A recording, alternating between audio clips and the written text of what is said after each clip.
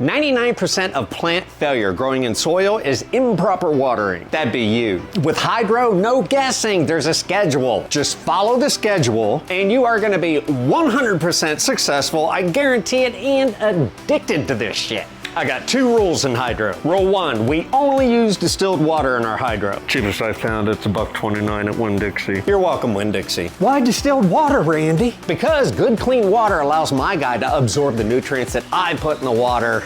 I don't even drink our water. Plants flourish in good, clean, pure water. Vases, bowls, jars. I mean, you can start cuttings in these things or full plants. Just make sure that those roots are submerged. This style of growing requires a once-a-week water change, so there's your schedule. Now, we gotta change the water because the plant will deplete the oxygen from the water. Oh, by the way, rule number 2, follow the damn schedule. Grow with a larger vase or bowl, and a once every 2-week water change is probably good. Repurpose your old Hydro water by watering your soil plants with it. Do not do this though when you have plant food in your water, because you could burn the fashiza out of your soil plants. Adding bubbles to your container can easily extend your water changes up to 6 weeks. Your plant's roots, they're gonna flourish. I mean, this thing's very soothing, and that moving water prevents any mosquito larvae from forming. I'm gonna show you one of my hacks. It's a real simple, easy way to add bubbles to your cylinder. Start with a round air stone, flat orientation, add a little 2-inch piece of air line,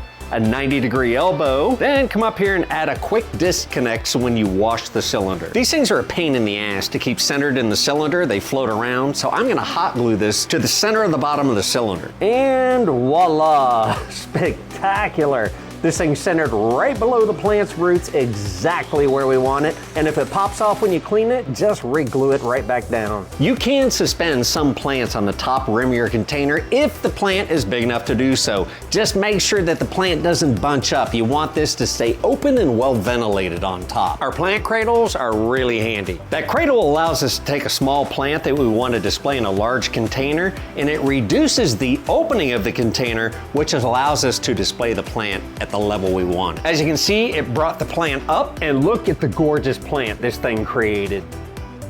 My personal favorite way to grow one of our plant cribs. This one features our new stainless steel connector rings. They house and suspend your plant, and they allow for that amazing root growth down into your container. The crib creates a way to suspend your bubbler center directly right below those plants' roots. Our cribs are available in DIY kits as well as fully assembled, ready-to-grow systems, all available on our website. It is so easy to uplight your glass container with one of our Plant Daddy Hydro lights. These things are being made exclusively for us, and they are now waterproof. You can take small containers and put it right on top of it. For larger glass containers, I add these rubber feet to the bottom of the vase. This creates enough clearance for that light to fit right under that vase and yet keep that vase stable. Let's set that timer on those roots for a maximum of 12 hours per day. You're gonna love this shit. Now here's what I feed all these guys about once every 6 weeks. It's my Plant Daddy Jungle Juice. It's a 1 fluid mixture, and I recommend that you start out using this stuff about half strength. Make sure that you don't burn these guys. All of this stuff is available on the website. Hydro, stunning. It's so clean, it's so easy. It lights up. Soil, it's got bugs. She's a dirty girl, and she's dark. She's so dark.